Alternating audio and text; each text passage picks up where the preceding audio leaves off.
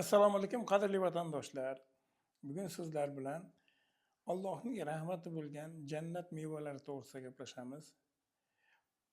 Hadisda keltirilishicha, kimki bitta anorni butunicha yeyilsa, ya'ni o'rtasidagi yupqa pardasi ham shunchaga kirib ketadi, butunicha yeyilsa, 40 kun Alloh qalbini yoritib qo'yadi degan hadis bor. Kimki bitta anorni butunicha yesa, 40 kun shaytoni g'azabda bo'ladi degan hadis bor.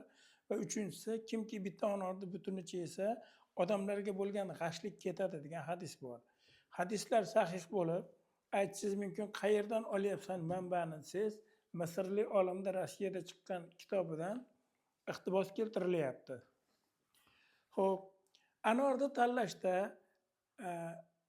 shakli buzilgan bo'lsa, u pishgan bo'ladi. Bu bir. Ikkinchisi, shirin anor qonni bosimini ko'taradi. Nordon anor qonni bosimini tushiradi. Chuchuk, ya'ni o'rtacha, shirin emas, nordon emas, o'rtacha ushlaydi. Homiladorlarga ko'p yeyishini tavsiya qilmayman, sababi chaqaloq tug'ilganda og'izga stomatit chiqarib yuboradi. Ya'ni bu anor issiqlik bo'lgani uchun. Shuning uchun hech bo'lmasa har qanday odam 40 kunda bir yeb tursa, demak Alloh qalbini yoritib qo'yadi.